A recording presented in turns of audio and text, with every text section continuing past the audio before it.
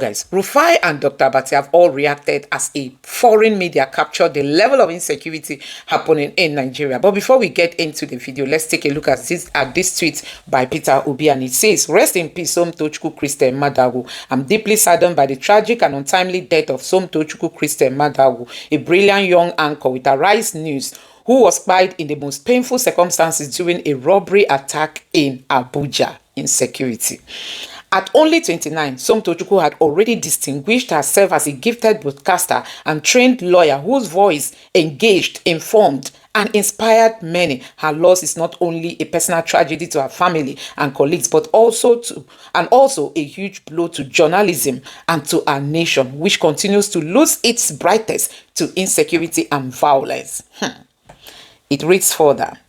This heartbreaking incident once again highlights the urgent need for us as a country to prioritize the safety and security of every citizen. No Nigerian should go to bed fearful of what the night may bring or lose their life in such a senseless way. My thoughts and prayers are with her grieving family, the Arise News family, and all who mourn her. May her soul rest in peace, and may we as a nation work harder to build a country where lives are valued and protected. Peter Obi. So guys, insecurity. The level of insecurity in Nigeria is something that everybody should be worried about. But let's take a look at some reactions from Nigerians. This person said, Somi's death is not just a tragedy. It's a failure of our system. Armed robbers cut short her life in her own home. Yet no swift police or emergency response. Nigeria, we cannot continue like this. Government must act now. And this other person said, Nigerian lives are lost daily due to high insecurity in the country. This happened in the Federal Capital Territory, the seat of power of the nation. A young promising lady with talents and skills is cut short. Nigeria is terrible to live in. My condolences to her family. And this other person here said, rest in peace, Somtochukwu Madagu. Died in her Abuja home at 28. Her tragic death is a brutal reminder of Tinubu's failure on security. Nigerians are unsafe in their own houses while government offers empty words. We demand justice, accountability, and real reforms, not condolences. So guys, a whole lot of reactions. But let me just allow you to take a look at the moment Rufai and Dr. Abati reacted to the international media that captured the level of insecurity happening in Nigeria, which the federal government has come out to debunk. Take your time, watch this video, and let me know your thoughts in the comment section below. Please don't forget to subscribe and turn on the bell notification. Now take a look. Reactions trailing the federal government's rebuttal to international claims that terrorists in Nigeria are systematically targeting Christians for genocide, dismissing the allegations as false, baseless, and divisive, while revealing new statistics on counter-terrorism operations. According to the Minister of Information and National Orientation, Mohammed Idris, portraying Nigeria's security challenges as a targeted campaign against Christians represents a gross misrepresentation of reality that oversimplifies the country's complex security environment. Well, the federal government's rebuttal is coming after comedian Bill Maher claimed on his HBO show Real Time that the killing of Christians in Nigeria by Islamist groups is being ignored by the media and protesters because Jews aren't involved. Mayor cited statistics that Boko Haram has killed over 100,000 Christians since 2009 and burned 18,000 churches, calling it so much more of a genocide attempt than what is going on in Gaza. I mean, the fact that this issue has not gotten on people's radar. Right, no one's talking about it. It's pretty amazing. If you don't know what's going on in Nigeria, your media sources suck. You are in a bubble. Not, and again, I'm not a Christian, but they are systematically killing the Christians in Nigeria. They've killed over 100,000 since 2009. They've burned 18,000 churches. This is so much more. These are their Islamists, Boko Haram. This is so much more of a genocide attempt than what is going on in Gaza. They are literally attempting to wipe out the Christian population of an entire country. Where are the kids protesting this? Thank you. Thank you. Because no one will talk about it, so thank you. Absolutely.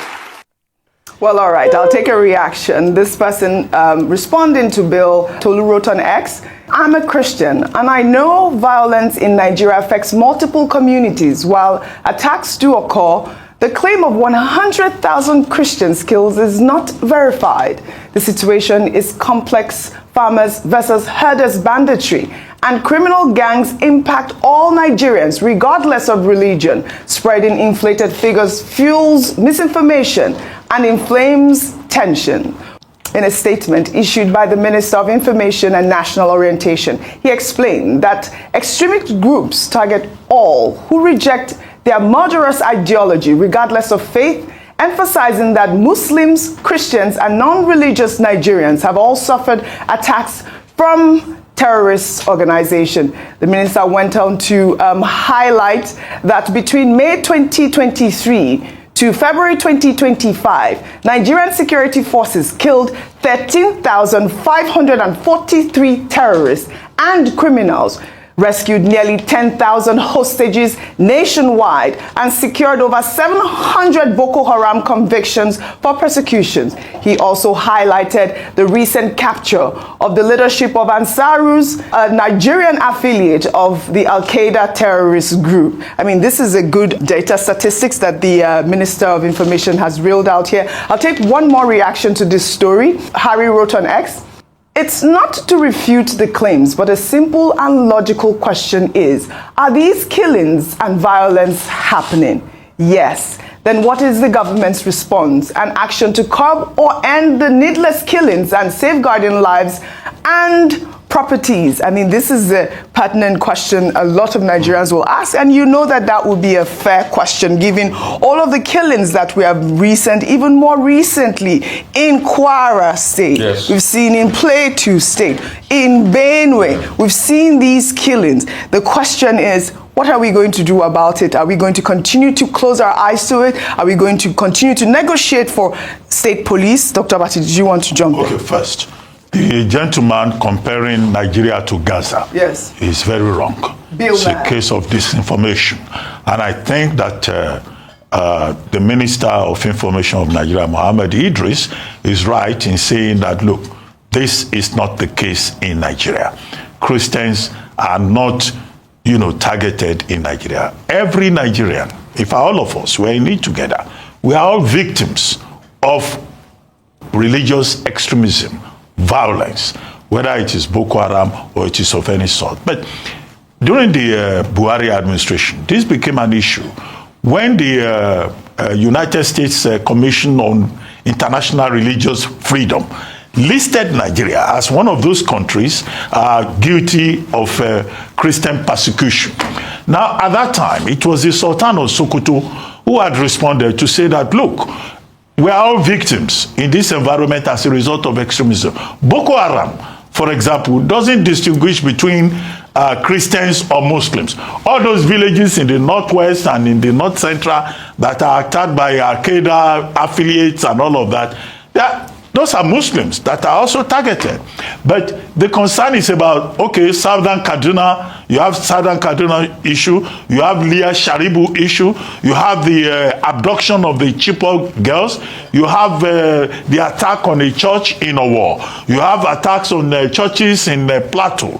So that was what was played up to make it look like it's only, Christians that are being targeted. But the minister is right to say that, look, there's problem of insecurity, violent extremism, insurgency, terrorism, which is also of international concern. So when the Commission on International Religious Freedom said Nigeria was a country of particular concern, they later removed Nigeria from that list. But there were articles written by Femi Fani-Kayode, who was saying Nigeria was a hellhole. I think that was the expression he used for Christians. But the received wisdom now, the pervasive wisdom now, is that, look, all of us are in this together. And to return to your point, which is why the main submission is that Nigerian government has the responsibility to make sure that everyone is safe in this environment. after all, Section 14(2)(b) of the Constitution says the primary responsibility of government is to ensure the security and welfare of the people. And that is why when the government does well, as in the arrest of one Malam Ansaru and his chief of staff, Mahmouda, we praised the Nigerian government. Yes. But shortly after, we saw the story of Katsina bandits, being mollified by some communities. We have seen situations here where bandits are given chieftains in titles. I think the residual point that we can say is that the Nigerian government has a responsibility to make this environment safe.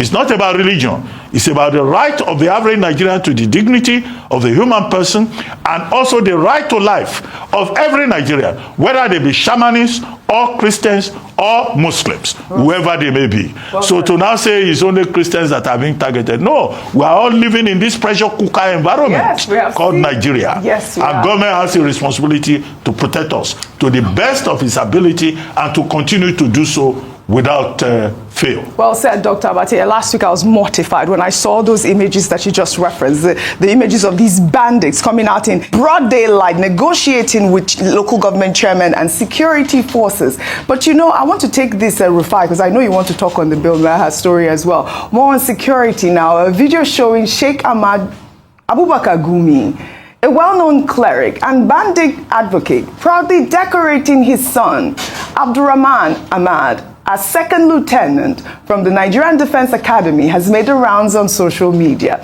The event took place on Saturday at the Nigerian Defense Academy in Kaduna, where they marked their 35th convocation ceremony on Saturday. Sheikh Gumi's son is following in his father's footsteps, as the Sheikh is also a former military captain in the Nigerian Army who also attended the Nigerian Defense Academy. The graduation was a grand event celebrating the discipline and academic achievements of the graduating cadets of all 72 regular course and postgraduate students. We did see this video trending, Rufai, and a lot of people were in awe that Sheikh Ahmad Gumi had a son this age and is following in his father's footsteps. But we know about Sheikh Ahmad Gumi, and he's been one of those clerics that have been negotiating with the bandits. These are the sort of conversations that we want to have and put on the table here. Should we continue to negotiate with bandits? Should these bandits be out there flaunting AK-47s and all of that, Rufai?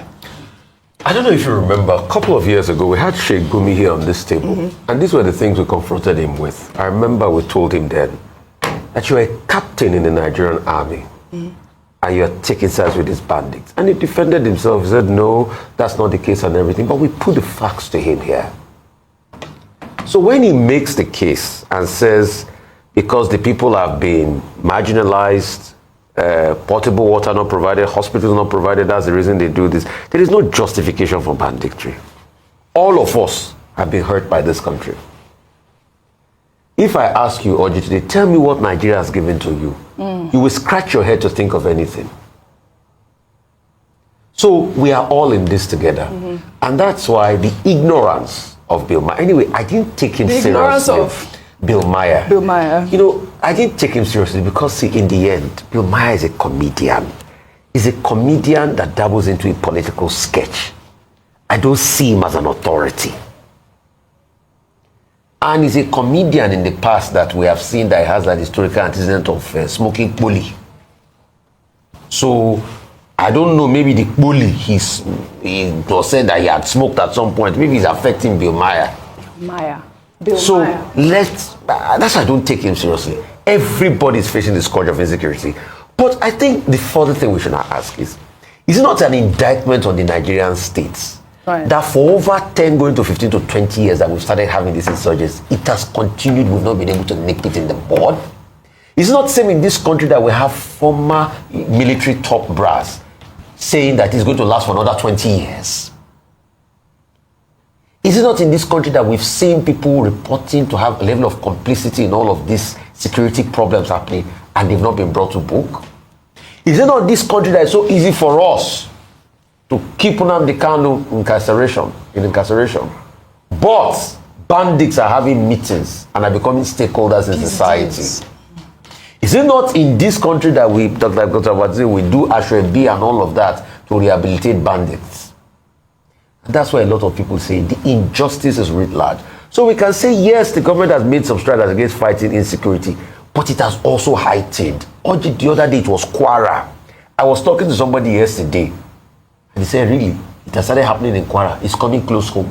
That's what they are saying. So the government should not just put out messages to say, oh, let's stop this. We shouldn't just call out Bimaya and, a lot of this propaganda are spread by right-wing people and Christian nationalism in America. And that's why when I berate Christian nationalism, people say, what are you saying, Rufai? That's where this propaganda sip off from. All right. I want to But we should also ensure that we do something to fight the insecurity. All right, so I just want to highlight that on October 3rd, 2025, Nigeria's former Chief of Defense Staff and retired Army General Lucky Irabo will release a book titled Scars, Nigeria's Journey and the Boko Haram Conundrum, a book destined to change the Boko Haram narrative. I implore our viewers to grab a copy of that book. I'm just receiving that information now. Well, all right. Shall we head over to Edo State now, where the Executive Committee of the People's Democratic Party has publicly challenged Governor Monday Okpebholo, demanding immediate clarification on the recently announced $250 million agreement signed with the European African Chamber of Commerce and Industries. The PDP, through its publicity secretary, described the investment claim reportedly signed during a summit in Glasgow, Scotland, as a source of embarrassment to the people of Edo State. The governor, who attended the Edo State Global Investment Summit 2025 in Scotland, also met with indigents abroad. In his address to investors, he vowed that Nigeria is very safe for investment. Let's take a look before we come back for a discussion. Today, Nigeria is very safe for investment. The economy is growing. The World Bank, the IMF, have rated us very high. The president has been able to stabilize our economy. For years now, you can see that the rate to a dollar is stable. So that is stabilization. That is why I was quick to say, I am promising, Mr. President, today I'm even very happy to hear that we have over 2 million people in UK here. So I promise, Mr. President, 2.5 million votes. If any of you here can call your family back home to say, vote for Mr. President, all of you here, I know you have 1 or 2, 3 persons back home. 2 million people talking to 2 persons. How many is that? So we do the arithmetic at the end of the day. Have you done the arithmetic? Well, I think it's about 6 million. But let me just take a reaction to that summit that he went to last week in Scotland. This person wrote on X, I don't understand the rationale behind this. That's the summit. Edo Summit in Glasgow. First of all, how many persons went from Nigeria on the ticket of the state? Cost of air ticket, hotels, feeding, and other logistics borne by the state, promoting Glasgow economy. And that's, a concerned person from Edo State. I'm sure you too, you are concerned and you're asking that question as well. But, the bigger question is about the investment that he said that he was able to attract. $250 million. Dollars. Yes. Okay, go ahead. I'm just trying to look at the website of the European, African, of the organization that's looking to invest $250 million. Okay. It is, it's there. There's no announcement yet around, and it looks like an entity that's emerging. So it'll be great to see where they got $250 million from to invest. Now, the danger, and I think the PDP has asked a good question as the opposition party. Now, the onus is on the Edo State governor to defend, or at least as they've called for, to really detail the investment, because this is huge, $250 million. He's gone to Glasgow, and what we often talk about is when you go to all these, you can't spend state resources for all these trips. Show workings. Let's see what you brought in. What they've said is it's a 3 to 5 year investment plan. They would invest in things like agriculture, mining, human development, and all the likes. And in less than 1 year, for him to achieve such a great thing for the state is phenomenal. Yes. So we want to see the details of that, and we want to see the organization that he's partnering with for this great feat. I would not want to take it with a pinch of salt yet. I want Governor Pebolo to justify, and share with us how this deal will work, where the money, how the money will be spent and all that. But I do think that the PDP should stay on this like a dog with a bone until we see the outcome of this. You know why I'm saying that? Because we've seen at other times whereby we have announcements that prove to be false, and it's a big embarrassment to us as a nation. And we've even seen what's happened in Japan as a result of that. They've literally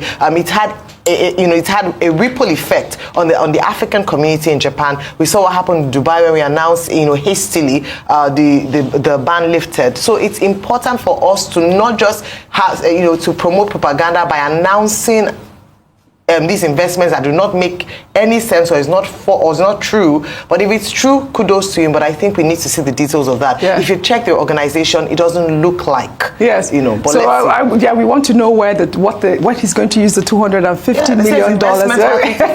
We're going to get a response from the Edo State Governor, Monday Okpebolo. Well, in another development, activist Precious Oruche, popularly known as Mama P, was detained over the weekend by the police following a viral confrontation with the factional national chairman of the Labour Party, Julius Abure, at the Abuja airport. The incident began when Oruche, a non-obedient movement figure, allegedly accosted Abure, accusing him of frustrating Nigerians and destroying the Labour Party. Are you not Julius Abure?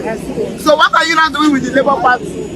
Police, they find you the entire aeroplane. Police, they find you. Is that not Julius Abure? Are you a good key? We retire you, man. Are you not Julius Abure? Police is looking for you. You don't destroy the Labour Party with the entire aeroplane. No, book you all of you now.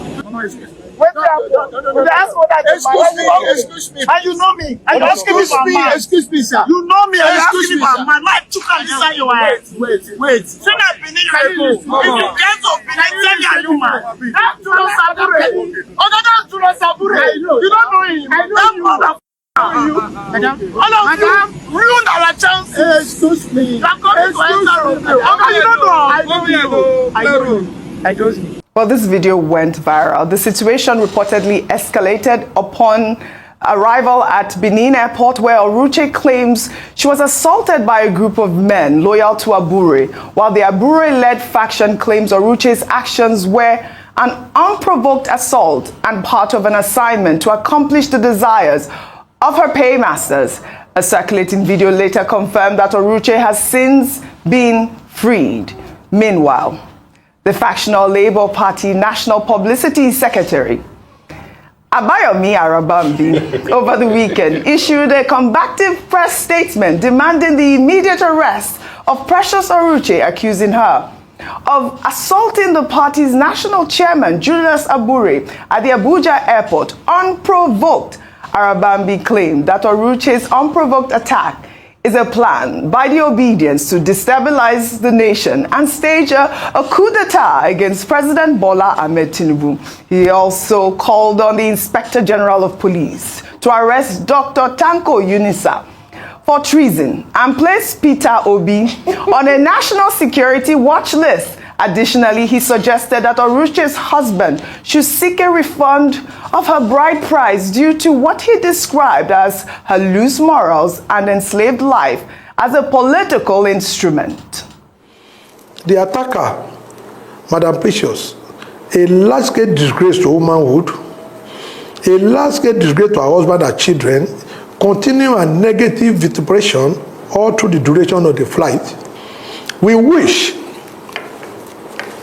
to call on the Inspector General of Police to arrest Dr. Tanko Yunusa for treason and incitement and transfer Mrs. Precious Onuche case to Abuja for conduct of coverage of peace, and placing Mr. Obi on a security watch list as is known to have been demarketing Nigeria and calling for war, destabilization as it happened in Nepal. Said Mr. Obi is calling for war. Dr. Bati, okay. Over to you on all the stories. Just very quick comment before I go to this on Senator Monday Okpewolo going to Glasgow, Scotland to look for investors. But the investors he was purportedly talking to were mostly people from Edo State. Now, I think there's some confusion here. Was he looking for investors or was doing gerrymandering? Because he was telling his audience that he will support President Bola Ahmed Tinubu. He's going to look for support in Glasgow. It's part of the investment. And he say he will they should talk to their people at home. Now, they now said he signed an agreement with a group, also made up mostly of Edo State people who are in various parts of Europe, of up to $250 million. The PDP executive in Edo State has every right, every reason to ask for the details so that $250 million that they are talking about, we will not hear later that the Okpebolo administration spent an additional $250 million to look for investment of $250 million. Right. So clarity is very important. Very important. Yes. Okay. Now, Arabambi. Now, as for Dr. Arabambi, I think what is shown here is that, look, there is division, most unfortunately, in Labour Party, and that division has not yet been resolved. You had Dr. Tanko Yunusa on one side, writing about Mama P. Yukola, Precious Uruche, who attacked Julius Abure in Abuja, attacked him also when they arrived at the Benin airport, and went to the police to report that thugs who she described as Abure's agents brutalized her, only for the police to detain her. She was the one, it was the complainant that got detained. So, there's some untidiness there. So, Tanko Yunusa now, went on social media to say she has been arrested. Then Abayomi Arabambi issued a statement yesterday saying Mr. Peter Obi should be arrested for treason. Yunus Atanko should also be arrested. Peter Obi is demarketing the Labour Party. In fact, the funniest part of it, he said in the statement that he distributed that Precious Oruche's husband should ask for his bride price back. I don't know what bride price has got to do with Labour Party politics. So there's a lot of comedy here.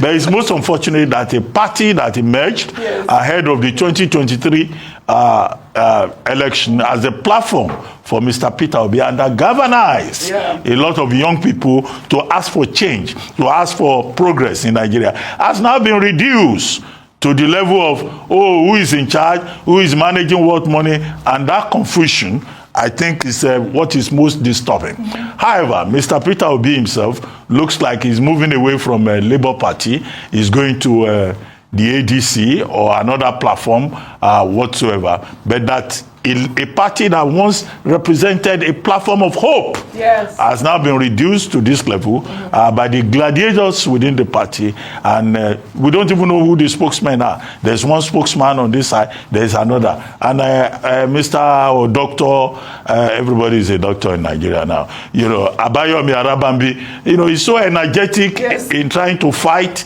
the other party. I think that, all these gladiators in Labour Party, for the sake of the platform itself, should find a way, of making peace and coming together. Because when you look at the bottom of it, it's always about money. Somebody took money, somebody did not take money, somebody didn't do that. I think it's unfortunate. Right, well said, Dr. Abati. Shall we now head over to Ebonyi State? And please, Precious Uruche's husband should not listen to. Of course. Is she married? He says she's married. Speak up for the women. Why is it that every time a woman comes out to say something, they say, go and meet her husband and her children? Let us not always define a woman by her marital status. When a man does anything, they don't say, go and look for his wife and his children. They should return bride price. This is 2025. And with you, you don't even need to advise. If she's married, or I don't know if she's married, any man that because Arabami say withdraw the bride price that he's not fit to marry Precious in the first place. All right, I don't know what bride price has to do. I think that I was wondering. she deserves an apology with that, actually. Well, shall we now head over to? Well, I've asked for one. Arabami is catching cruise. I've asked for one. Well, let's head over to Ebonyi State now, where in a passionate speech over the weekend, the Minister of Works and former Ebonyi State Governor, Dave Umahi, told his supporters that Ebonyi State will support President Bola Ahmed Tinubu's re-election in 2027. The minister made the comments during the Ohanivo New Yam Festival, where he declared that there is not a single obedient or Peter Obi supporter in the state, despite Peter Obi defeating President Tinubu in the state in 2023. Let's take a look. I'm addressing those that do not understand what is going on in Southeast. I'm addressing those who have occupied the social media. I've told them, Ebonyi State, we are not obedient people. Not be so. We have been so marginalized that we are no longer obedient. Not be so. But it is the man that has given us sense of belonging. President Bola Ahmed Tinubu, let you know obedient come to account Ebonyi State and say this state belongs to. There is no obedient person in Ebonyi State. No be so. Anybody who say Tinubu no go run again, Holy Ghost. What we have is to return the good things that the President Bola Ahmed Tinubu has done for Southeast and for Ebonyi State when the time comes. No be so. We will not be deceived again, because the last election was a mistake, but we have come to be wiser. No be so. Tinubu, Tinubu, Tinubu kaike so. On the jeje onana, Tinubu kaike so. Francis, Tinubu, Tinubu kaike so.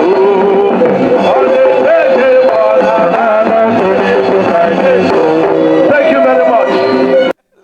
Let me translate. Tinubu Kangeso. It's Tinubu that we are going to follow. Tinubu Kangeso. Ayo, is this a campaign or what a politician would do? He's gone to support his principle. And I said that INEC should come and prosecute or send this man for punishment. What is the punishment for early campaigns? Because we talked about this just a few weeks back around the fact that campaigning season is not yet, it's not yet campaign season, but there are people who are openly campaigning for their preferred candidates for 2027. Your Edo governor went to Glasgow. No, territorially, so he was in so he can campaign in Scotland, not in... So for him, it's different. All of them. Because when they say they don't know these people, they are acting as surrogates. We can see their faces now. These are prominent men. But he's gone out to say that, and I think, like we often always say, that it's the people that will determine who they want to vote. I think it's an inaccurate and false statement to say that there are no obedience in Ebonyi State. It's not empirically correct to say that where his facts. I mean, he's speaking, like I said, like a politician. He's going to campaign for his principle, but I do think that we need to clamp down on this campaign, this flagrant abuse of our electoral laws. We just flout the laws. Nobody cares. Nobody does anything. It's just there, just as a guide or for decoration. When our own politicians, a former governor in his own right, is a current minister is flouting the law. You know what shocks me is the fact that he's busy in Ebonyi. Bini Wari Road is very bad. He's been in a deplorable. He will never campaign about things like that. They will never face what they are supposed to do. It is campaigning for election and doing all sorts. Now you are saying there's no obedience. But is it not, at first, it's not even a shame on Umahi that they beat you in your state as a serving governor. You were in a certain political party. You couldn't deliver your man. They beat you blue-black in your states. All right. Then you're not coming to say that obedience have nobody in the state. But they beat you in your state. So you should go and face the roads. There are many roads that are left undone in the country. Right. Bini Wari Road, deplorable condition.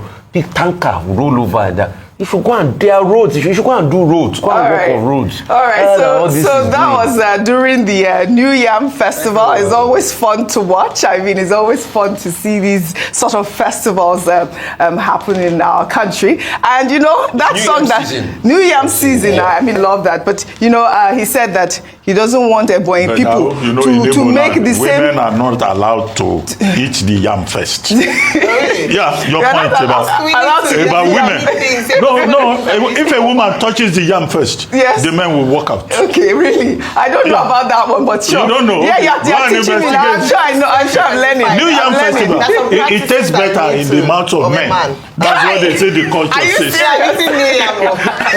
I'm eating New Yam. But congratulations for the New Yam Festival. But like I said, he said that the Ebonyi State is not going to make the same mistake he made in 2020. So it was a mistake that they beat him well, all right. while he was serving governor. Well, all right. Shall we take our good news report now?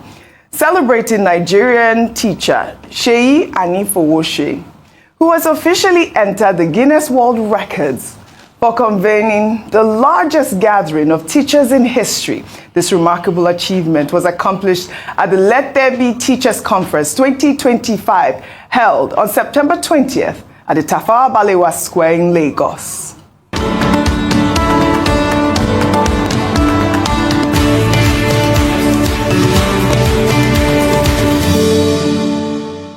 The historic conference brought together thousands of educators from across Nigeria and beyond, creating an unprecedented gathering that has now been officially recognized by Guinness World Records as the largest teacher assembly ever recorded.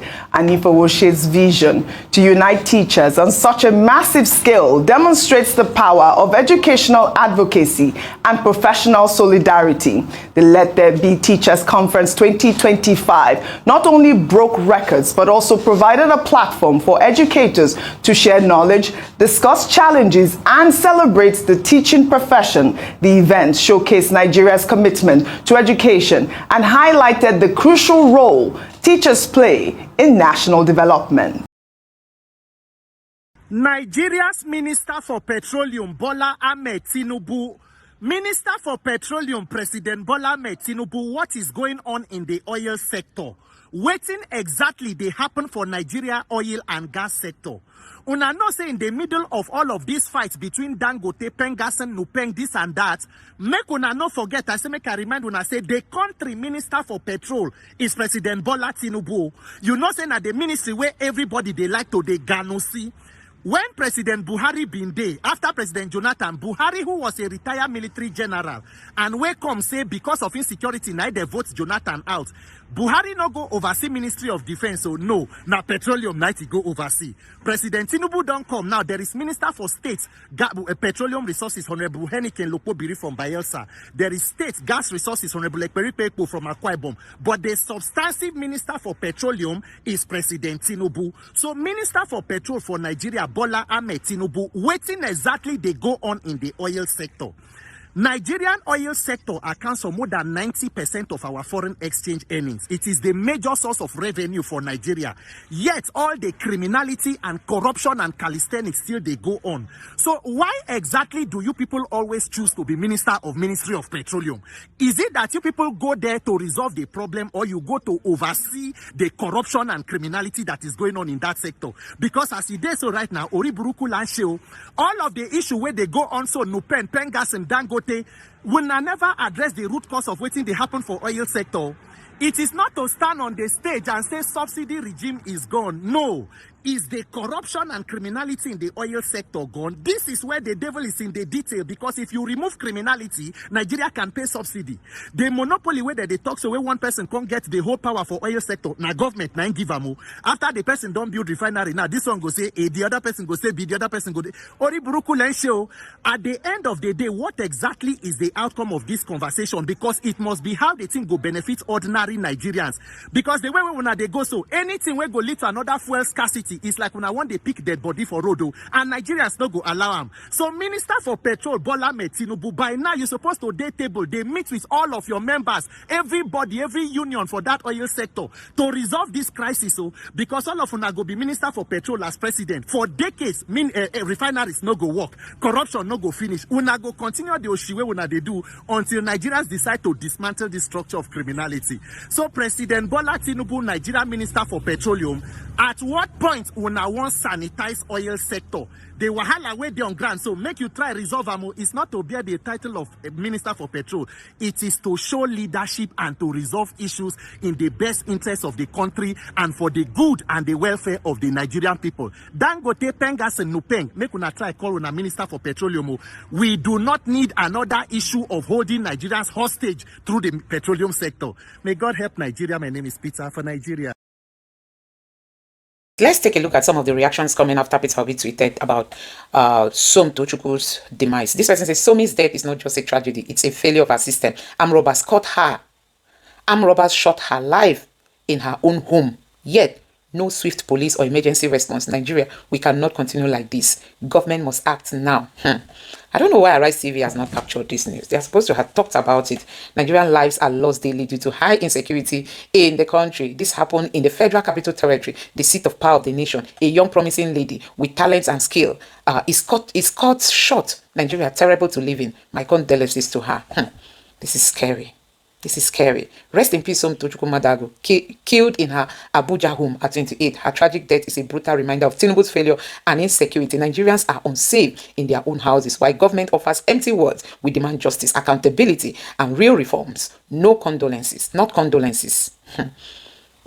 Nigeria needs God. Only Him will save Nigeria. And Nigerians form from the criminal death hijacked country. Such stories of incessant killing.